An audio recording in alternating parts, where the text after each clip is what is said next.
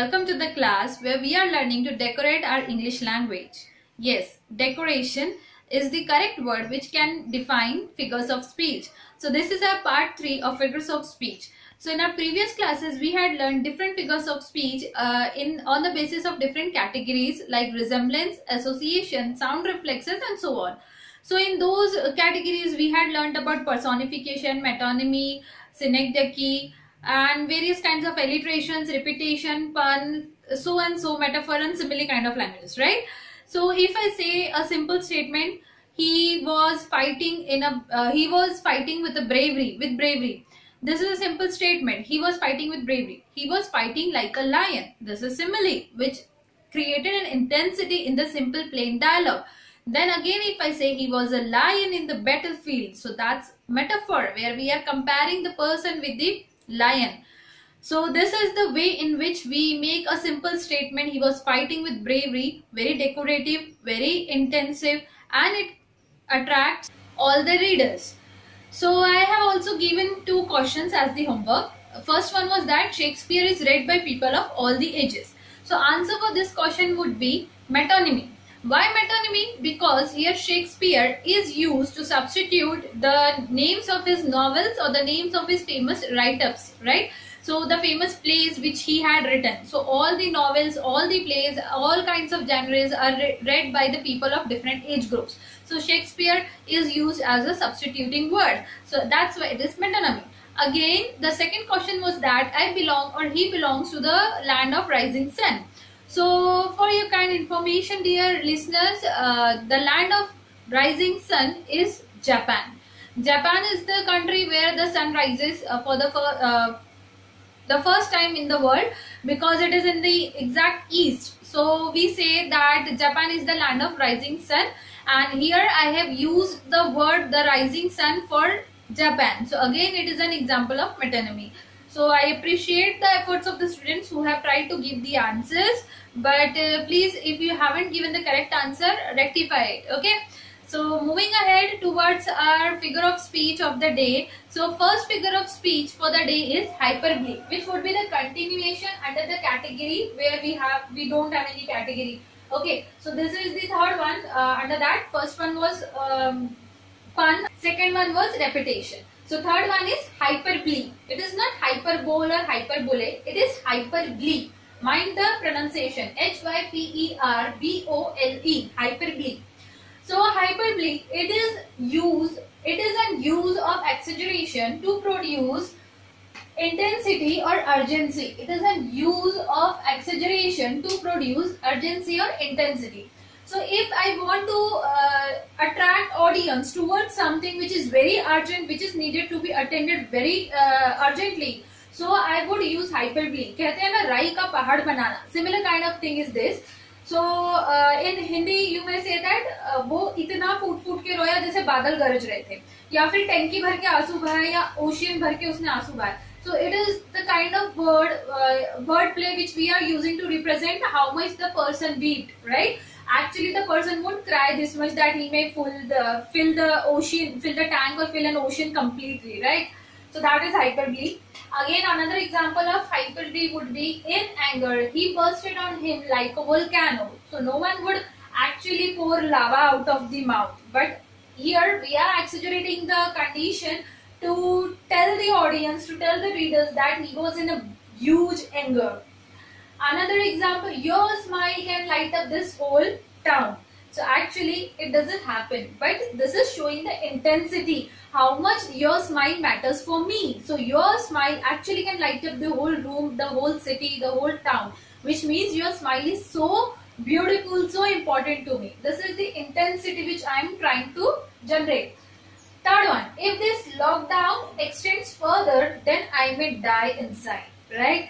So this is the current situation of everyone who are inside their houses. So here it is generating urgency that we need to go out to breathe out good air because we are actually bored inside our houses. Okay, so this is hyperbole. No one is going to die actually. We will be staying safe if we will be staying inside our home. But we are using hyperbole to generate the urgency of the situation. Next one, my mom makes world's best pizza.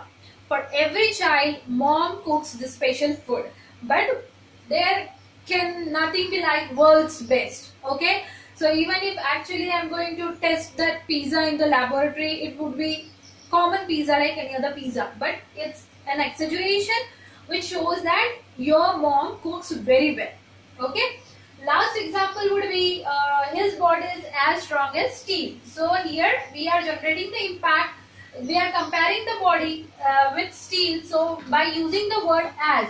So I have already told you that use of word as or like is simile. Okay, so this statement shows simile, as well as this statement is comparing the body of a person with steel. Okay, so it is simile and it is an exaggeration again. No one's body can be strong, that much strong, so that we, even if we are beating that person, he may not get hurt. So no one's body can be equivalent to any metallic body, body of steel, body of iron or anything, whichever might be used here. So this is again hyperbole as well. Okay, so in single statement there can be two different or more than two kinds of figures of speech which you have to find out. It is not so that single statement means only single figure of speech. Okay, single statement may contain multiple kinds of figures of speech that you have to recognize. Okay, so I hope this is clear. Now let's move towards our second figure of speech. So the fourth figure of speech under the category of no category and second figure of speech for the day is euphemism. Euphemism is made up of two words. Eu means well and phem means speaking. So euphemism means well speaking.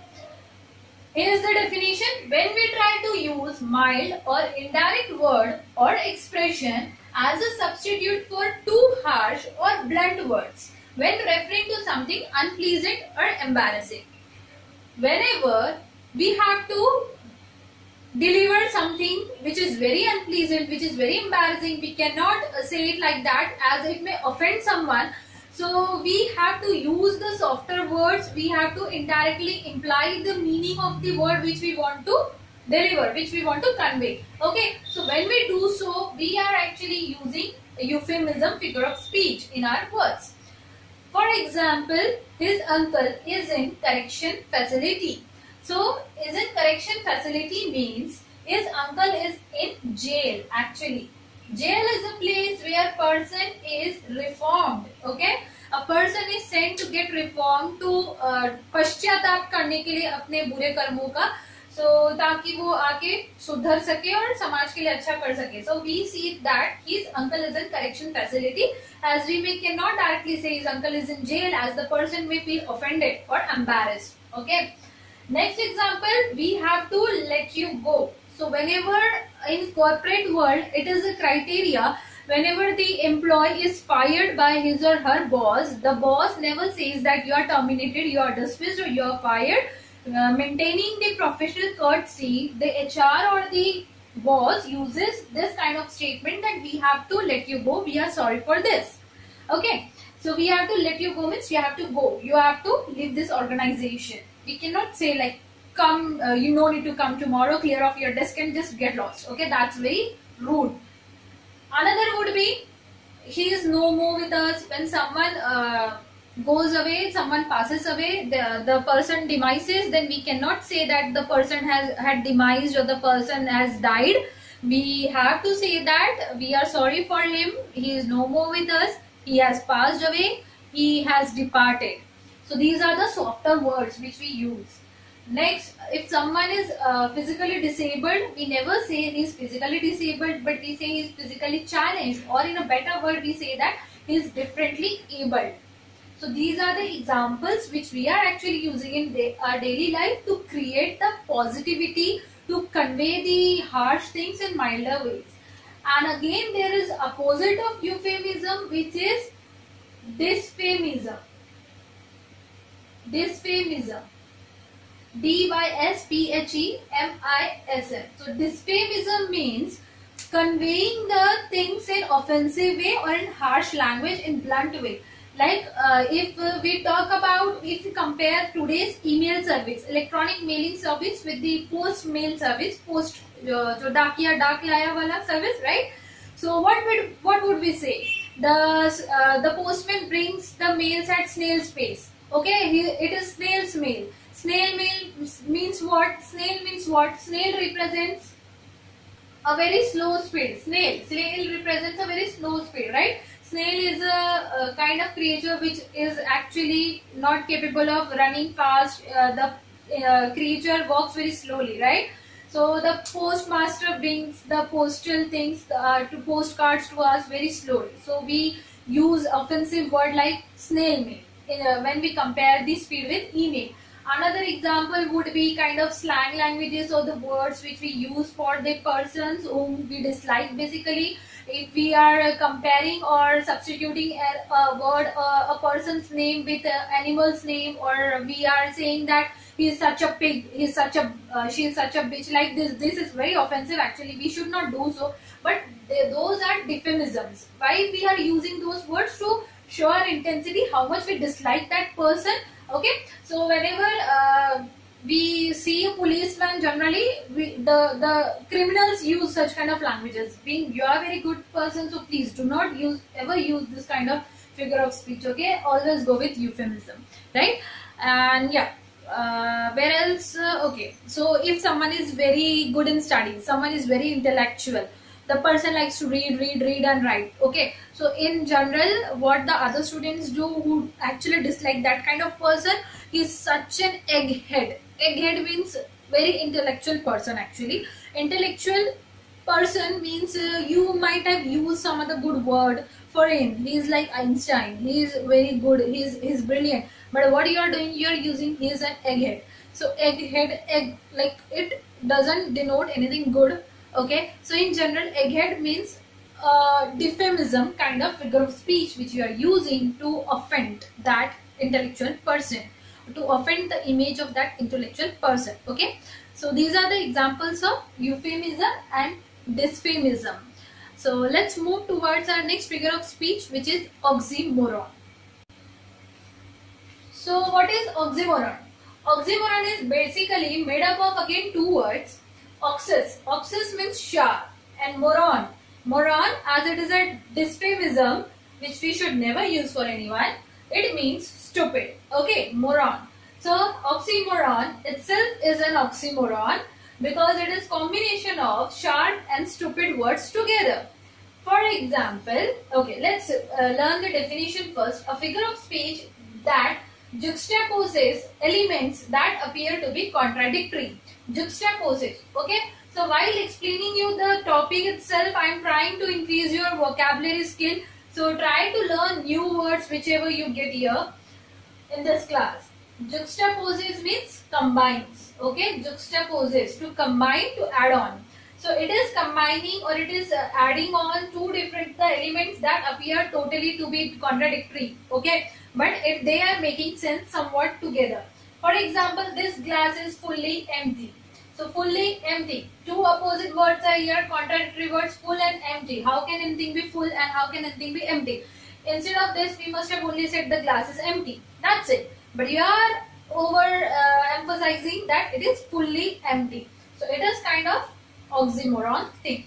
Again, is it possible to have living dead among us? Living and dead. How can the living person be dead? How can a dead be living? So this is a situation of being zombie, right? I can say that, which you have seen in movies. Okay, so zombie is kind of oxymoron, which is dead but is living.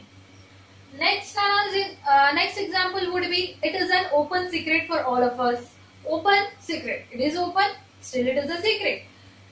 You seem to be clearly confused with this topic.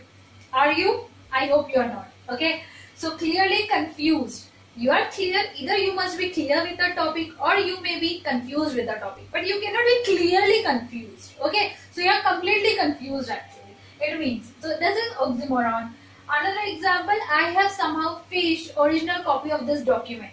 If this is original, how can it be copy? If it is copy, how can a copy be original? So this is oxymoron.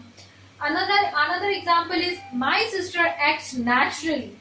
Okay, so my sister is such a great actor that even if she is acting, performing an act, she is so natural, she is so much inside her character that I cannot judge that she is acting or She is actually doing the things. Okay, so my sister is acting natural. My sister acts naturally. So act and naturally, oxymoron. Another example would be deafening silence. When teacher entered in the class, there was deafening silence in the class. So there was actually pin drop silence. But deafening word stands for कान फाड़ देने वाला silence या फिर कान फाड़ देने वाली शोर की आवाज. ठीक है. So deafening silence is oxymoron. Okay. So oxymoron means combination of two words which are actually contradictory, but they make the sense when we are actually removing the first word which is put there to just emphasize the last word. Okay, this is oxymoron. From oxymoron, you can get the thing like, okay, pretty ugly. Pretty ugly. This is an example of oxymoron, or is it anything else? Try to think over it. Till then, I shall write about irony. So here is our next figure of speech, which is irony. Let's see the definition. Use of words in which literal meaning is different from the intended meaning. So whatever the meaning we want to convey is actually different from the words which we are using to convey our meaning. This kind of thing is irony. Like, this is a very common example.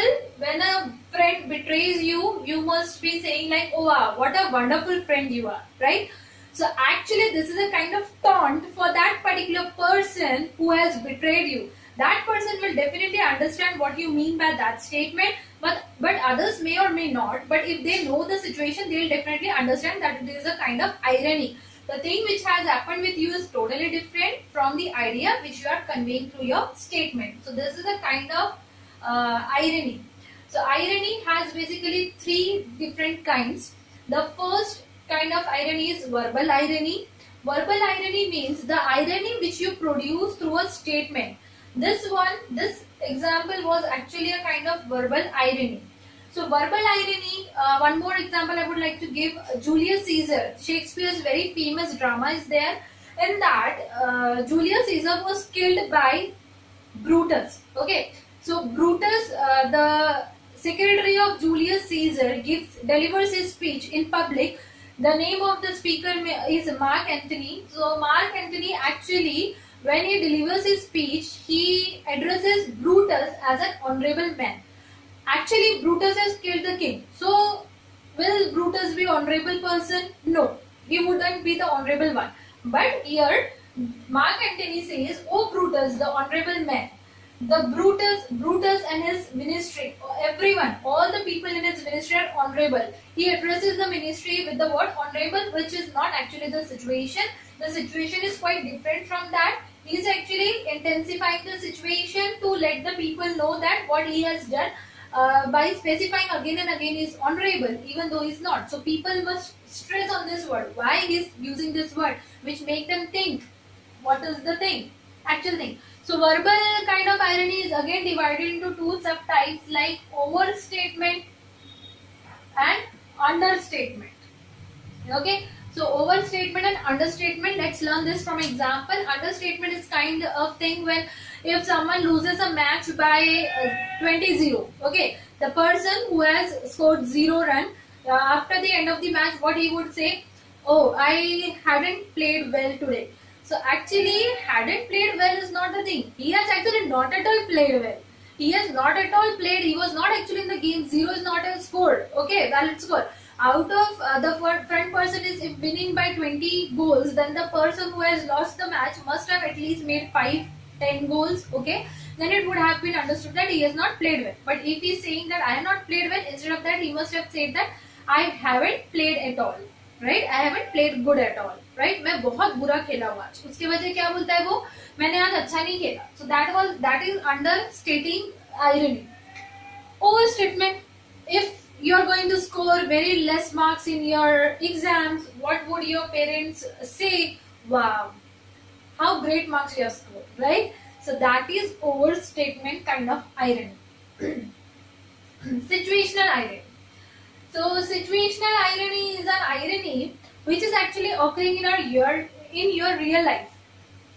For example, if some person keeps a pistol in his home to protect himself, If the person thinks that a gun may help me in time of emergency when some thief or someone tries to attack on me, right? But the thing actually in reality happens something different. The thief enters the house and the thief uses the same gun which the owner might have kept to protect himself.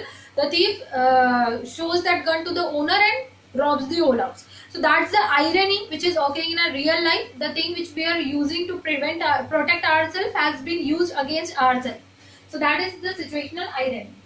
Dramatic irony. Dramatic irony is the irony which is used in generally in lessons, chapters, novels or movies. The thing is that the reader knows the reality, but the author pretends that the characters in his story never know the reality. For example, chapter number 1, Letter to God of standard 10 shows such kind of irony. There is a person, a farmer named Lencho, who actually is under like lot of loss because of hailstorm in his field, cornfield. So he prays to God to send him some help. So he writes a letter through post office to God to deliver him 100 pesos. He had ultimate belief, ultimate faith in God. He was so innocent that he couldn't recognize that God will not respond to his letter, but he writes a letter. So postmaster, on seeing that letter which is addressed to God, feels the pity of the farmer, and he empathizes the situation of the farmer, and basically he tries to collect some charity amount from his employees and also donate some amount from his own salary. So after doing this much of efforts, after taking this many efforts, he was only able to collect 70 pesos. So the postmaster writes the letter in response to the letter of the Lencho and signs it as God so that Lencho doesn't doubt.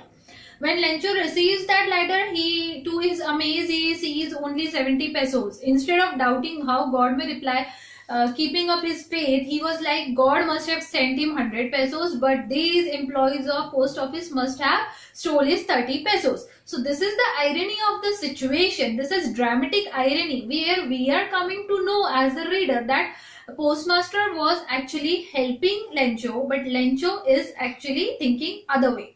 But Lencho is not actually knowing this thing. Okay, so this is dramatic irony. Postmaster is helping Lencho, but Lencho thinks that postmaster has stole his money. Another example would be from a very famous movie, Ram Lakhan, 1 2 ka 4, 4 2 ka 1. Right, that song is from that movie, Main Sajno Ka Sajan. Okay, so in that movie, what happens? Ram and Lakhan, these two people are actually siblings. They are real brothers, but they don't know that they are real brothers because in their childhood only they were separated, they were departed, and Lakhan is actually a thief, and Ram becomes police inspector after growing up.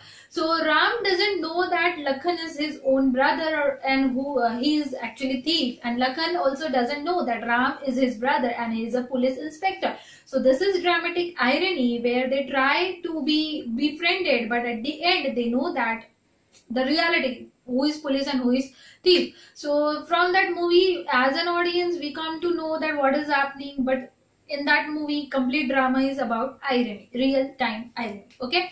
So these are the examples of irony with all the different types of irony. Note it down very carefully with all the examples which I have dictated orally, as they are not written here. So kindly note it down carefully. So after covering all the important figures of speech, here are our remaining few ones. So seventh one is tautology. Tautology is again combination of two different words. Toto means same, logy means speak. So it's a combination of same words which are used repeatedly one after the other, the words which represent the same meaning. The saying of the same thing twice over in different words, generally considered to be a fault of style.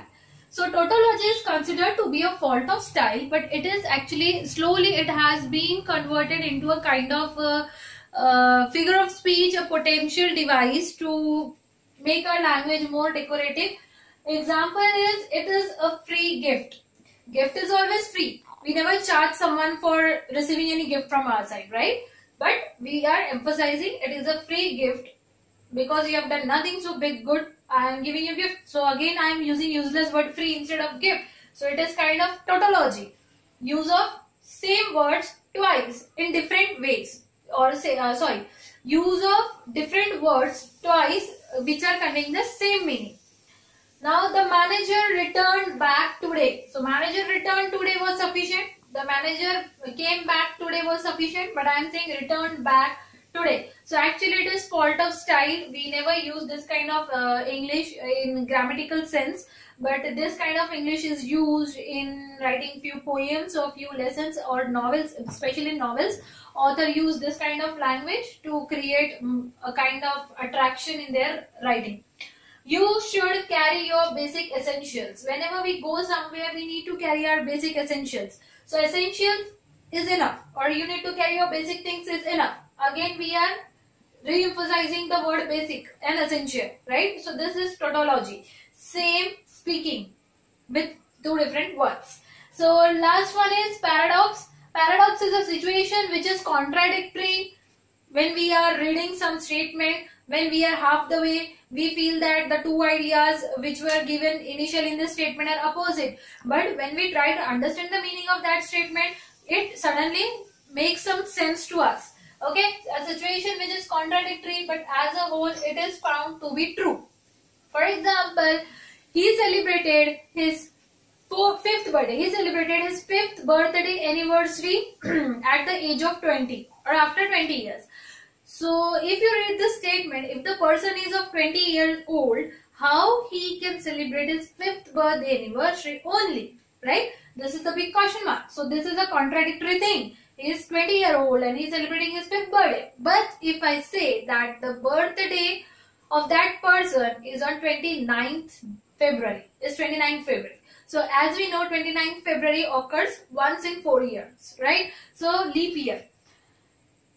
Now it is possible, right? If the person is of 20 years old, then 20-year age, then he must have only celebrated his birthday after 4 years का gap, and which means उसका अब तक 20 years के age पे आने तक सिर्फ 5 birthdays celebrate हुए होंगे. So this is a kind of paradoxical situation. One, not the most important one, but let's discuss that as well. Allusion. Allusion is kind of illusion, delusion. These are the common words which are always mixed up. So from that word itself, this word has arisen. So allusion means, allusion is a kind of figure of speech where we are trying to express a certain idea which invokes a particular thought, or which makes us to relate something which is already a preset data without explicitly marking or pointing towards that thing.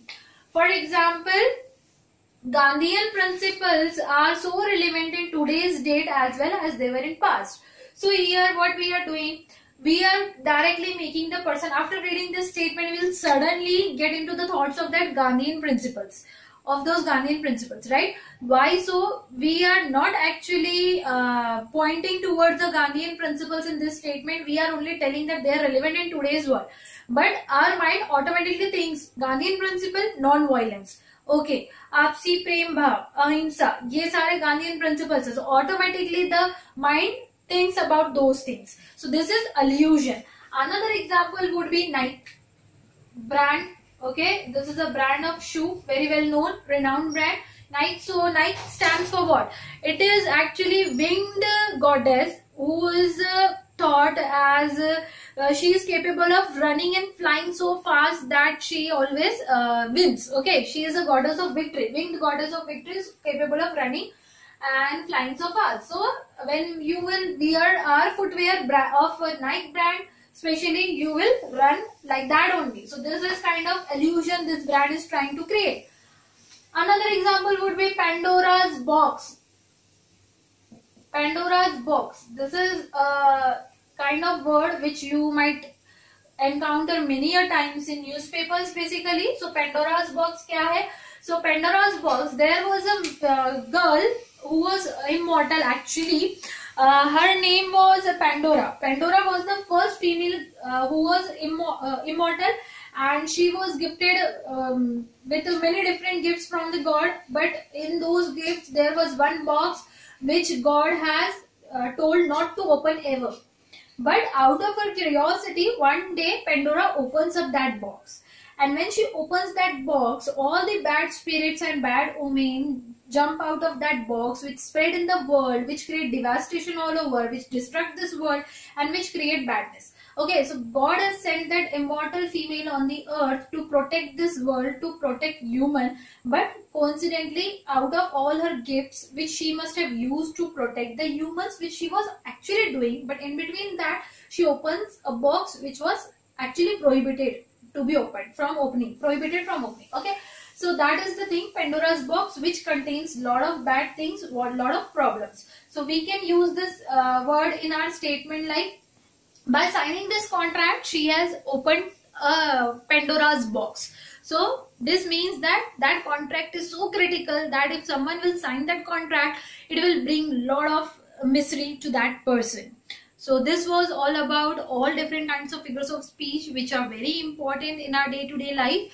As I have already told that there are hundreds of figures of speech, but we have only covered few very important ones. Okay, so it's my request to write down these figures of speech in your notebooks, to make your proper notes and to read them again and again and try to relate those in your lessons and poems. Okay, so in the description of this video I am posting homework questions where you have to check figure of speech. Okay, try to solve it and send it to me personally. And thank you. I hope you like this topic. Have a great day ahead.